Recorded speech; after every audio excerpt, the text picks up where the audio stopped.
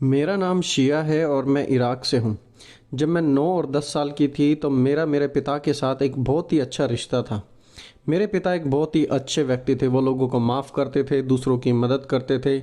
Overall मैं कहूँ तो वो मेरे लिए एक बिल्कुल ही परफेक्ट पिता थे।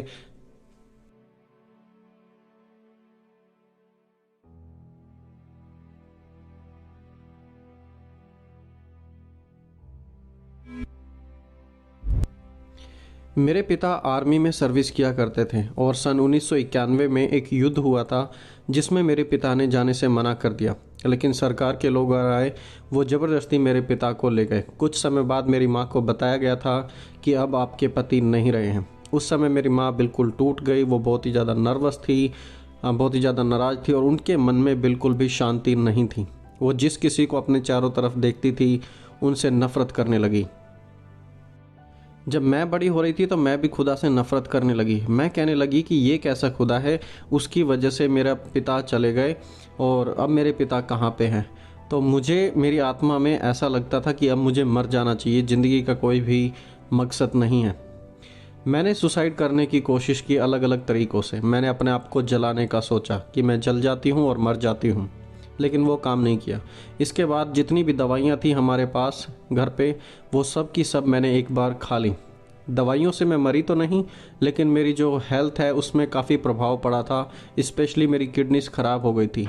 मेरी माँ मुझे कई डॉक्टरों के पास लेके गई, उन्होंने सारे टेस्ट किए और डॉक्टरों ने बताया कि अब किडनी फेल हो गई है और अब आगे कुछ भी नहीं किया जा सकता। तो हमारी ज़िंदगी में अब मायूसी का समय आ गया था।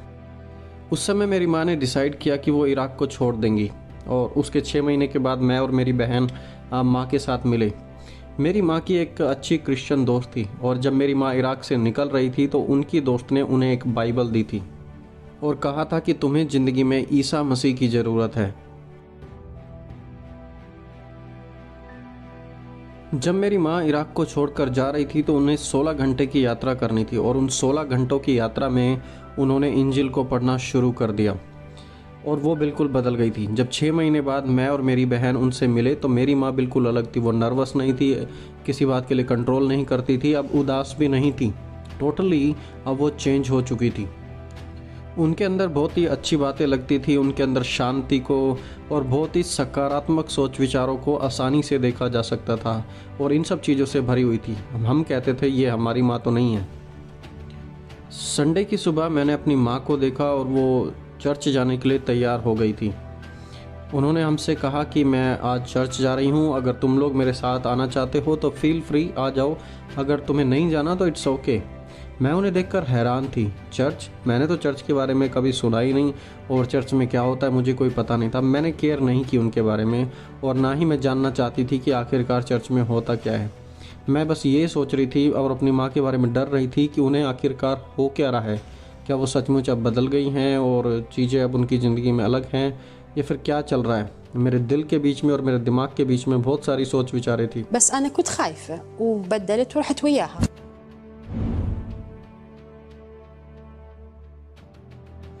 फिर पहली बार मैं भी उनके साथ एक बार चर्च में गई और वहाँ का माहौल बिल्कुल अलग था। लोग स्माइल कर रहे थे और उन लोगों को देखकर मुझे सचमुच बहुत ही अच्छा लगा। वहाँ का जब माहौल था, वो लोग बहुत ही ज़्यादा वेलकम कर रहे थे, हमें अच्छी अच्छी बातें बोल रहे थे और उन्होंने बहुत ही अच्छा प्रेम और मोहब्बत हमें दिखाया जो हमने पहले कभी नहीं देखा था।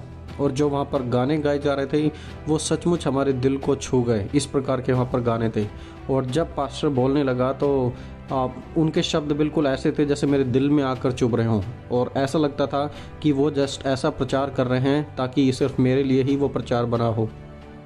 जैसे मैंने आपको पहले बताया कि अपने पिता के जाने के बाद मैं काफ़ी उदास थी, मेरा दिल दुखों से भरा हुआ था और जो मेरी ज़िंदगी में हालात थे वो इतने अच्छे नहीं थे। लेकिन जब मैं कलीसिया में जाती तो वहाँ मुझे बहुत ही आराम मिलता, मुझे बहुत ही ज़्यादा शांति मिलती थी वहाँ पर जाकर। जब मैं दूसरे लोगों को देखती तो उनके जीवन में बहुत खुशियाँ थी और उतनी खुशियाँ मेरे जीवन में तो नहीं थी। तो मैं सोचने लगी कि ये लोग इतने ज़्यादा खुश कैसे हो सकते हैं, आखिरकार क्या है इनके जीवन में। मेरे मन में ये सवाल उठने लगी कि इस्लाम में ये इतना आराम, इतनी शांति, इतना सुकून क्यों नहीं है। लेकिन मसीहों के बीच में ये सब चीज़ें काफ़ी कॉमन हैं। तो मैं अपने मन में ऐसा सोचने लगी। लेकिन जब मैं सोच ही रही थी तो मेरी बीमारी, जो कि मेरी किडनी की दिक्कत थी और जो मुझे दर्द होता था, उसकी वजह से मैं ज़्यादा इन चीज़ों के बारे में नहीं सोच पा रही थी, क्योंकि बीमारी ने मुझे घेरा हुआ था। और मैं ज़्यादा से ज़्यादा अपनी हेल्थ के बारे में अब सोचने लगी, क्योंकि दिन प्रतिदिन मेरी हेल्थ ख़राब हो रही थी। एक दिन हमारे पास्टर जो 12 साल से लहू बहने की बीमारी थी, उस महिला के बारे में बता रहे थे। और जब वो इस बात के में बता रहे थे तो मुझे ऐसा लगा कि जैसे ये कहानी तो बिल्कुल मेरे जैसी मिलती है, क्योंकि मुझे भी अपने शरीर में दिक्कत है और मेरी किडनियाँ फेल हो गई हैं। उस समय मैं भी टूटी हुई थी और कई सालों से अपनी बीमारी से लड़ रही थी। और ईसा मसीह वहाँ पर उसे एक बात कहते हैं, हे बेटी, तू शांति से जा। और यही दो चीज़ें तो चाहिए थी मुझे, क्योंकि मेरे पिता ख़त्म हो गए थे, तो मुझे कोई बेटी कहने वाला नहीं था, और साथ ही साथ मेरी बीमारी के कारण शांति चाहिए थी। और वो दोनों चीज़ें, बेटी और शांति, मुझे ईसा मसीह ने दिए। एक शाम तकरीबन 7 बजे के करीब की ये बात है कि मुझे दर्द होना शुरू हो गया। उस समय मैं काम पर थी, मैं काम करती थी उस समय। और जब मुझे दर्द होता था तो इतना ज़्यादा होता था कि या तो मुझे घर जाना पड़ता था आराम करने के लिए, या फिर डायरेक्टली हॉस्पिटल जाना पड़ता था, क्योंकि पेन बहुत ही ज़्यादा था। मैंने अपने मैनेजर से पूछा कि आप मुझे छुट्टी दे सकते हैं, लेकिन उन्होंने कहा नहीं, तुम नहीं जा सकते। और फिर मुझे पसीने आने लगे और मेरा जो चेहरा है पीला पड़ गया, मेरे हाथ पैर काँपने लगे और मेरी सांसें रुकने लगी। इतनी ज़्यादा मेरी हालत उस समय ख़राब हो गई थी। दर्द लगातार बढ़ता ही जा रहा था। और जब मेरे मैनेजर ने तकरीबन 8:30 बजे के करीब, यानी कि 1.5 घंटे बाद, जब मुझे देखा कि मेरी हालत बहुत ही ज़्यादा ख़राब थी और एक्सट्रीम पेन था, तो उन्होंने मुझे कहा कि ठीक है, अब तुम अपने घर जा सकती हो। जब मैं अपने घर गई और मेरी माँ ने दरवाज़ा खोला, तो मेरी माँ ने मेरी हालत को देखा कि मैं अपने पेट को दबाने की कोशिश कर रही थी, क्योंकि मैं सांस भी नहीं ले रही थी। मैं अपने रूम में गई और वहाँ जाकर अपना दरवाज़ा बंद कर लिया। मेरी माँ ने कहा, बेटा, मैं तुमसे कुछ मांगना चाहती हूँ, क्या तुम मेरे लिए कर सकती हो? मैं कह रही थी, माँ, तुम मुझे देखती हो कि मैं कैसी सिचुएशन में हूँ और तुम मुझसे कुछ कह रही हो? और मेरी माँ ने कहा, तुम ईसा मसीह से दुआ करो और वो तुम्हें ठीक कर देंगे। अब क्योंकि मैं बहुत ही ज़्यादा दर्द में थी, तो मैंने अपनी माँ की बातों को नहीं माना। और उस समय मैं कभी कभी कुछ बाइबल से सुनती थी, कभी नहीं सुनती थी, लेकिन मैं अपने बिस्तर पर बैठी थी, अपने पेट को दबा रखा था, क्योंकि दर्द मुझे बहुत ही ज़्यादा हो रहा था। और मैं सोच रही थी कि कैसे भी करके ये दर्द मेरे जीवन से कम हो जाए। लेकिन मेरे कानों में वो आवाज़ गूंज रही थी जो मेरी माँ ने कहा था कि ईसा मसीह से दुआ करो, ईसा मसीह से दुआ करो। और जो मैंने वो 12 साल से लहू बहने वाली औरत के बारे में भी उसकी कहानी को सुना था कि हाँ, कि ईसा मसीह ने कैसे उसे ठीक कर दिया, तो मेरे अंदर ही अंदर ये सब बातें चल रही थी कि क्या मुझे दुआ करनी चाहिए या नहीं करना चाहिए, क्योंकि मैं तो खुदा को अच्छे से जानती भी नहीं हूँ। मैं कैसे उस पर भरोसा रख सकती हूँ, मैं कैसे उससे बात कर सकती हूँ। तो ये सब चीज़ें थी, ये मेरे लिए काफ़ी बड़ा चैलेंज था। और तब मैंने कहा कि अगर वो मुझे ठीक कर देंगे तो मैं उन पर ईमान लाऊंगी। मैं ईसा मसीह से बात करने लगी। मैंने कहा, वो औरत जिसे खून बहने की बीमारी थी, वो तो आपके पास आई थी और उसने आपके कपड़े को छुआ, तब वो ठीक हुई थी। लेकिन अभी तो आप मेरे पास नहीं हैं और मैं आपके कपड़े को कैसे छू सकती हूँ? तो मुझे बताइए, आप तो मेरे पास है ही नहीं, मैं क्या कर सकती हूँ? मैंने ईसा से कहा, अगर आप सचमुच खुदा हैं, जैसा कि लोग चर्चों में और गिरजाघर में बताते हैं कि तुम सचमुच जिंदे खुदा हो, तो मुझे एक चिन्ह दे दो, ताकि मैं समझ जाऊं कि आप मुझे इस दर्द से छुड़ा सकते हो, इस दर्द से आप मुझे रिलीज़ कर सकते हो। मैंने एक यह वादा भी किया, अगर ईसा आप मुझे ठीक कर दोगे तो मैं अपनी पूरी ज़िंदगी आपके लिए दे दूंगी और सिर्फ आपकी बातों पर ही मान लाऊंगी और आपके पीछे ही चलूंगी, अपनी पूरी की पूरी ज़िंदगी हमेशा आपके साथ बिताऊंगी। और मैंने ये वादा करके उस बात को वहाँ पर ख़त्म कर दिया। और थोड़े ही समय बाद मैं क्या देखती हूँ कि वो कमरा जिसमें मैं बैठी थी रोशनी से भर गया। उसमें एक बड़ी ही अलौकिक रोशनी आ गई थी और उस रोशनी में एक व्यक्ति आया जो कि बड़े ही सुंदर कपड़े, वाइट कलर के कपड़े पहने हुए था और उनकी स्माइल बहुत ही खूबसूरत स्माइल थी। और उनको देखते ही लोगों के जीवन में शांति और आत्मा में अपने आप ही बदलावट होने लगती थी। उनको देखते ही वो मेरे पास आए और मेरे बिस्तर पर बैठे और उनके बैठने का वजन मैं अपने बिस्तर पर फील कर सकती थी। लाइक सचमुच कोई मेरे सामने बैठा हो और मुझसे बातें कर रहा हो।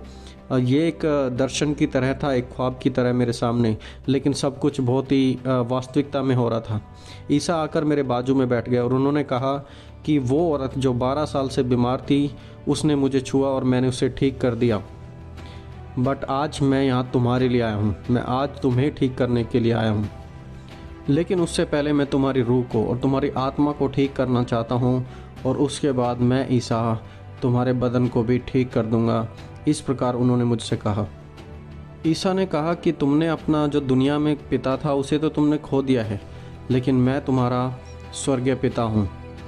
मैं तुम्हें अपनी दया से, अपनी बातों से तुम्हें इतना भरूंगा और तुम्हें इतना प्यार दूंगा जो ज़िंदगी में तुम्हारे धरती पर रहने वाले पिता ने भी ना दिया हो। मैं तुम्हें शांति से भर दूंगा।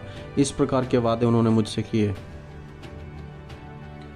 उसके बाद जो मुझे दर्द हो रहा था और दर्द के कारण मैंने अपने पेट पर अपना हाथ लगाया हुआ था, तो ईसा ने मेरे हाथ को तो हटाया और वहाँ पर अपना हाथ उन्होंने रख दिया। उस रात मैं बिल्कुल एक छोटे बच्चे की तरह सो गई। मुझे कोई चिंता नहीं थी, ना ही कोई दिक्कत, ना ही कोई दर्द। बिल्कुल सिक्योर मैं फील कर रही थी। और जब दिन निकला तो दिन निकलने के समय मेरी माँ वहाँ पर आई और मेरी माँ पूछने लगी तुम कैसे हो, और मैंने उन्हें कहा हाँ अभी मैं ठीक हूँ।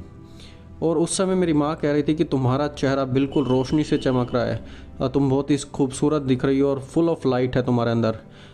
तब मैंने उन्हें बताया कि कल मैंने मसीहा को देखा है। जब मैंने ईसा को अपने दिल में बुलाया तो मेरा जीवन बिल्कुल बदल गया और बड़ी ही अनोखा सुकून मेरी ज़िंदगी में आ गया।